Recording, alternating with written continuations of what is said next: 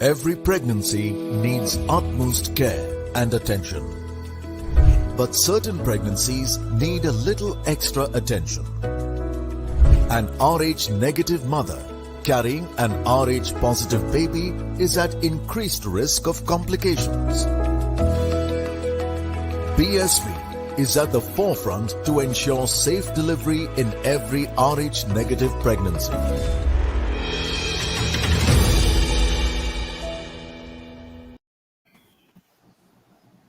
Hello and welcome to the Outside View brought to you by Women's Cricket Zone and presented by BSV, Puma, Food and Wellness and AMRI Hospitals. Cricket, they say, is a great leveler. You may be at the top at this moment, but it doesn't take time for things to turn around. I kid you not, the match 7 of this World Cup between the defending champions England and the surprise package, as they are termed, the West Indies, has been on such grounds. Let's see what our experts have to say on how the things have panned out in the match so far. Joining me are Brittany and Mohit. Welcome both of you to the show. Thank you. So first, we'll definitely talk about the top performers. We know that Sophie Ecclestone has been economical and splendid with the ball. But before that, Mohit, I'll come to you with this. Initially, England weren't looking too comfortable on the field. They dropped Deandra Doughton in the very first over. Kate Cross also had that chance of Matthews. So that was probably because they were looking under pressure before things turned out in their favor.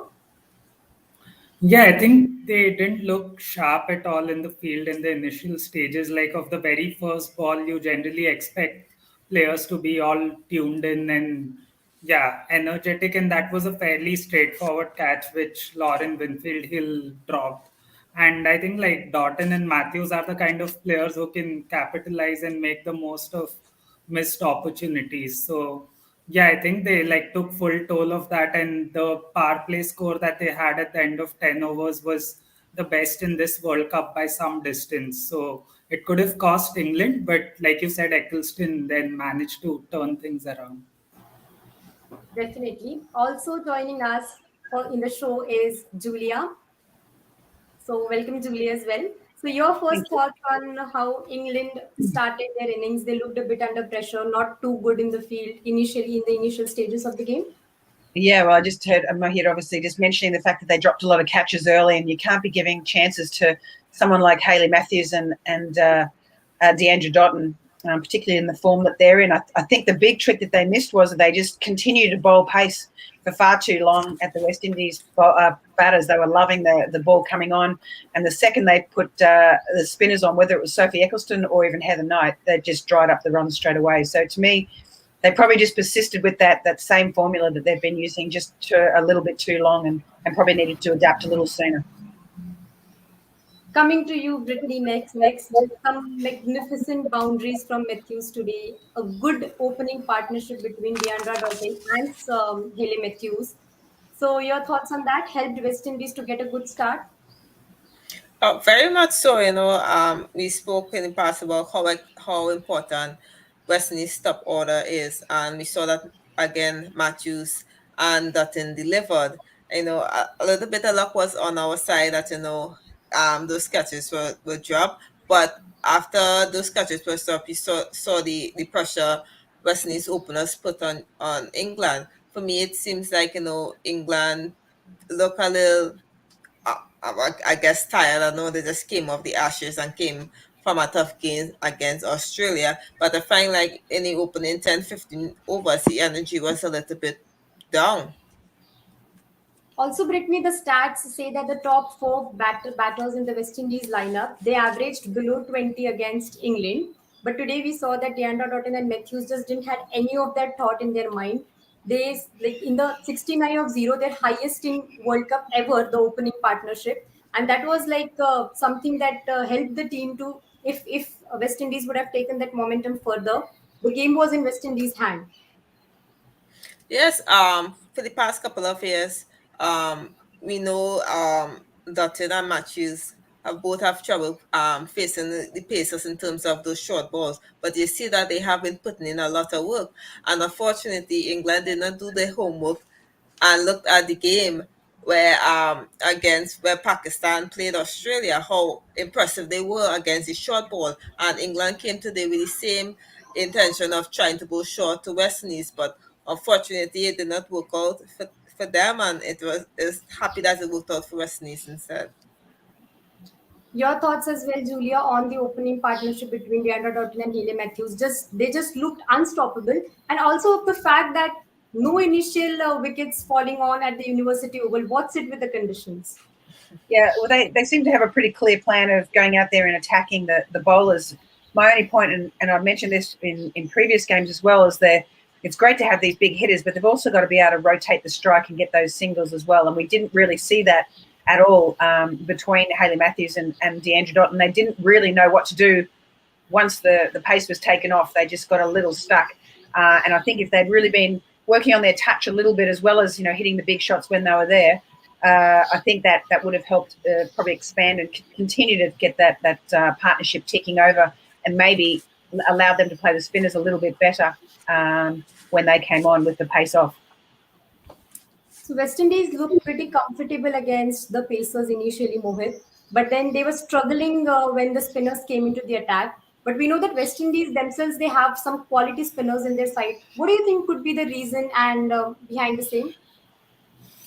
I think like the problem today for the West Indies was that their best player of spin, which is Stephanie Taylor, was dismissed of the very first ball.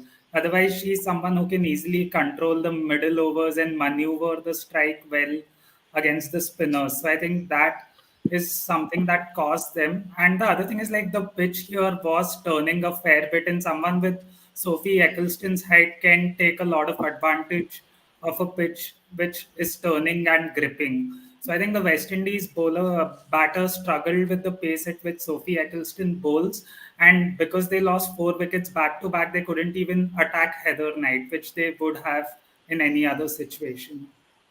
So we'll just quickly have a look at the scorecard of today's game so as to see how the things panned out in the first innings. Deandra Doughton and Hayley Matthews, of course, gave the team a good start. And then those quick wickets from Sophie Ecclestone, Shemaine Campbell and CHEDEAN Nation then standing firm on the pitch and getting those important runs for the West Indies. Julia, you predicted in the pre-show that Sophie Ecclestone and Kate Cross would be the bowlers, pick of the bowlers for England, and we saw that today. Even Kate Cross was wicketless, went wicketless, but then was quite economical with the ball. Sophie Ecclestone, of course, with those 3 important wickets. Coming to you, Julia, on the same. Why was Sophie Ecclestone brought into the attack later? Because you knew that spin was something that had the say in those conditions. But when she came, she just did the job for the team. Yeah, I just think there's a little bit of a formula that obviously they've got so much experience with Anya Shrubsole and Catherine Brunt. So I think that they probably just thought that they'd get the job done, wanted to use the newer ball for the pace bowlers. But again, I just think you could bring Sophie Ecclestone in a lot earlier. I know she doesn't normally like bowling in the power play, just likes a little bit more protection. But I mean, she didn't get brought into the 17th over, and by that stage, they were 78. So, and you can see the effect that came on immediately was, amazing. They lost 3 wickets in the 1 over. So I just sort of feel that they just need to be a little bit more adaptable. Probably do a little bit more research on their grounds. I mean, we were all pretty, we knew that this was going to be a turning wicket, and that's why I thought it would have been great to have Charlie Dean in this team instead of Lauren Whitfield-Hill, just to be able to take advantage of another spinner in the team, just to take advantage of the conditions that were there. And obviously Kate Cross, with her variation, bowled nice and straight, good lengths, and she was tough to get away. So, well done to her as well. Also, your thoughts on the same, Brittany, because we saw that Sophie Ecclestone, she conceded a lot of runs against in the first game against Australia, but today she made her comeback and was economical with the ball, and also Kate Cross. As Julia rightfully said, no, I was kind of confused why Sophie Ecclestone came in so late to bowl. She have a very good record against the West Indies. And looking at the previous game that was played at the University Oval, spin played its part. You look against the Pakistan-Australia game where you see Alana King was turning the ball and rip. And I always said before, when we have a tall left arm spinner or a tall spinner on the whole is going to give batters a lot of trouble on New Zealand wickets. And so said so done. Sophie just did exactly what the skipper asked her to do, and I was hoping that she came on early. And Kate Cross have come leaps and bounds in the past yet. She's developed into a player that she is now a regular on England team. Back in a few years ago, she was in and out of the team, but I think she's now cement that place in the England team in terms of being that first second change for Heather Knight. As Brittany rightly said, Mohit, that she was in and out from the team, but did her homework right, made her come back into the team, and was economical with the ball, restricted the flow of runs, and that is what created pressure and helped probably Ecclestone to get those 3 wickets, which actually changed the course of the game. Yeah, it absolutely did. And Kate Cross, like Brittany has said, has come on leaps and bounds. And even during the Ashes, I felt like she was England's best pacer. And today as well, like she's developed a lot of cutters, and she like doesn't veer too far from a fourth stump line. So she doesn't give any room to the batters. And what she also did well on this wicket was she didn't bowl short at all, which both Anya Shrubsole and Catherine Brunt were guilty of in the power play. So they kept bowling short to a player like Deandra Doughton, and even Hayley Matthews were very good on the pull and cut. And that is something that Kate Cross didn't do at all. If you look at a pitch map, I think everything was good length or full. So that is something that she did really well.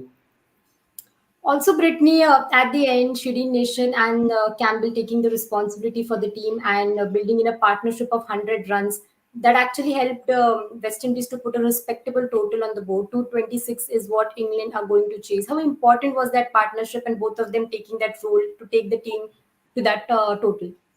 That partnership was very important. It showed the capability of West Indies middle order. We've mentioned before, we've been a bit concerned about West Indies middle order having produced any runs that was needed. But it showed that Campbell and Nation played today. They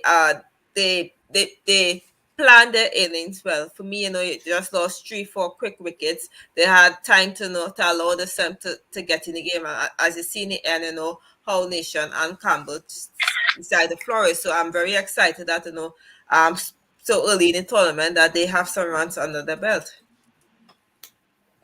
Agree to that, Julia, because when the middle order, like the middle overs and the middle order, is probably some that has the capability to change the course of the game, change the situations of the game. And having scored, like the top order did their job in the first game, and the middle order doing it this time, it's a long tournament, and that would be a great positive for West Indies.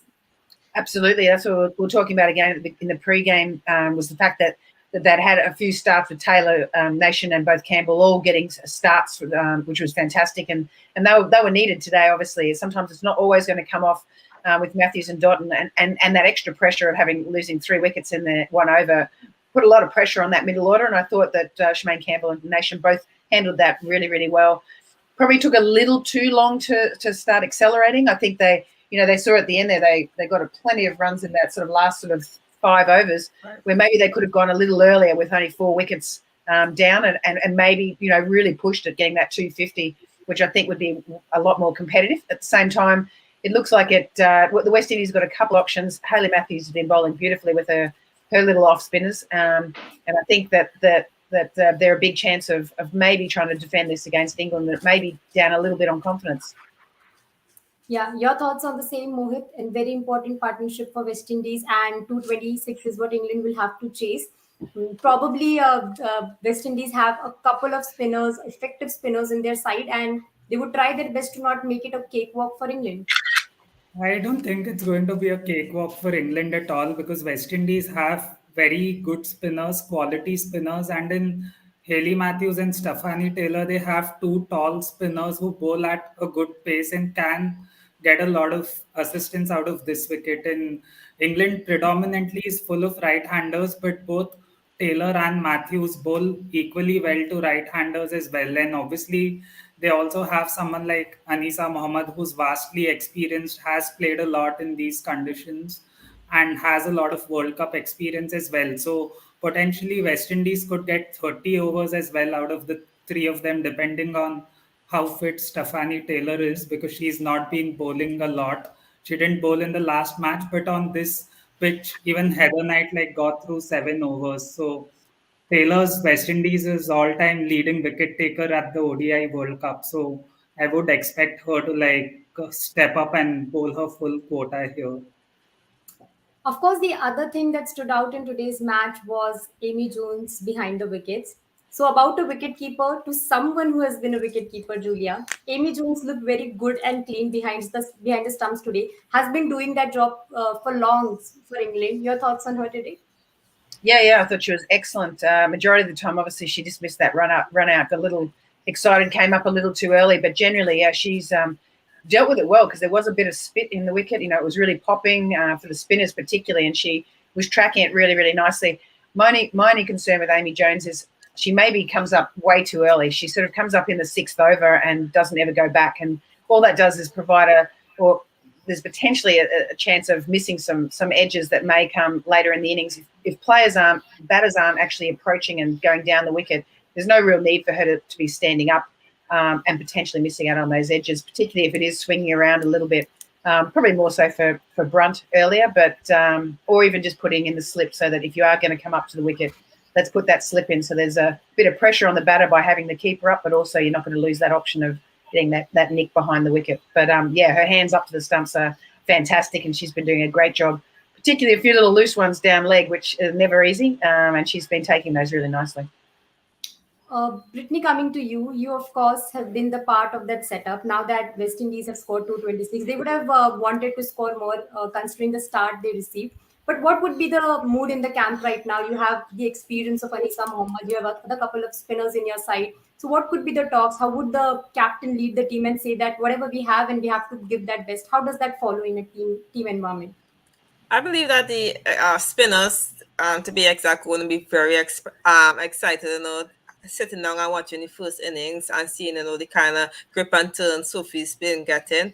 I'm really hoping that, Stephanie Taylor bowl in this game to add that extra spin option. We have Anisa Mohammed, who's been excellent.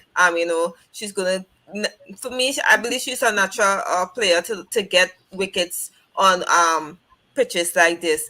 But my concern again will be for the opening bowlers, the pace bowlers who haven't been really taking or being as effective as top. Last game against New Zealand, we saw the bowl a rather wide line and length, and I really hope that we have learned from that game, and we have tried to bowl a little straighter and try to put England on pressure very early, and also the fielding have to be top part.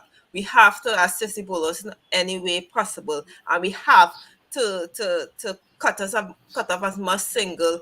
One of my concerns for West Indies, I find that we tend to be a little defensive at the start. Sometimes you see one slip, and by the 4th over, the slip go. For me, as a player, I'm not a bowler, but I would like to see the skipper back me a little more in terms of Connell and Harry. I would like to see a slip and even a gully, because I find early on in innings a lot of ball pass through that area. So if you have that gully, and even if they decide to bowl that same line and length that they did against New Zealand, at least they have that fielder there who could potentially create a wicket taking opportunity. A good bowling performance from West Indies is what Brittany is expecting, and she wants them to be like attacking on the field and not let those extras anywhere. And the fielding also spot on is what she expects. Also, coming to you, Julia, on the same, we know that wicket keepers, you are behind the wickets for so long, and then you read the conditions very well. So that's where Amy Jones' role will be important in this batting unit as well. If the early wickets fall, she will have the responsibility of the chase. Hasn't looked at her absolute best lately, but will have a responsibility on her shoulders and would have known the conditions very well by now. Yeah, absolutely. Having kept on it, she's probably seen that it's got a little bit in it, and that should help her batting. Obviously, she's hoping she won't be in for a while. She's expecting her top order to stay out there and get some runs. But yeah, no, it's important. Amy Jones hasn't got runs for quite a while now, and not that her spot's in jeopardy at all, but I just feel that she can contribute a lot more to this team. and hopefully form some good partnerships with some of the top order that are in there and just take a little bit of pressure off herself. I think she tends to go out there and think she's going to be this big hitter, where for me she could go out there and just take her time a little bit more to get into her innings, and particularly in a wicket like this that has just got a little bit in it, particularly for the spinners. And I'm assuming, as you mentioned, Anissa Mohammed, I mean, is fantastic bowler, and Hayley Matthews is in great form with the ball. So she'll be wanting the pace bowlers, I think, to come on. But if they bowl those good lengths, as Brittany was talking about, and tighter lines, I think they're a big chance here of knocking England over. And also about the extras, Brittany, England conceded a lot of extras against Australia. They did so today as well. That might not hurt them in today's game. We never know, it could, but it did hurt them in the game against Australia. Yes, and we saw this game, they bowl at least 25, 27 odd extras in this game, and that is at least a better score. So England will want to do well in their next game. Yes. So now we'll just wrap up this show. Before that, I'll take the predictions from you guys. Okay, not about who's winning, but who would be the pick of the bowlers for West Indies? Starting from you, Brittany. Stephanie Taylor. Surprisingly, but yeah, I'm looking for to have a huge impact in this game. Hopefully she takes the ball. Julia was spot on with her predictions in the pre-show. I'll tell you, she told Kate Croft and Sophie Ecclestone, both of them did well. So now, Julia, all the best.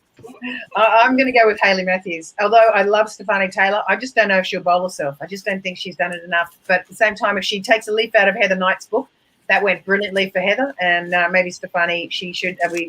She's the golden arm. She always seems to get wickets over here when she's playing in our competition. So I think Stephanie, if she bowls, will be great. But I think Hayley will be a big player in the game today. Stephanie, Hayley, Mohit. I'll actually go with Chanel Henry because I feel like the target is not very high. So England might opt to play out someone like Hayley Matthews, who's probably the biggest danger for them. So yeah, but I think West Indies will need to pick at least a couple of wickets in the power play to have a chance of winning. And so for that reason, I'll go with Chanel Henry because she bowled quite well against New Zealand as well, especially in those first 10 overs. Okay, so we have our predictions and we'll just pick up this conversation in the post-match show. 226 is what England have to chase and we are not taking it lightly. We know that West Indies are the surprise package and we will not comment on anything until the last ball is bowled. So stay tuned to Women's Cricket Zone for all the updates on women's cricket.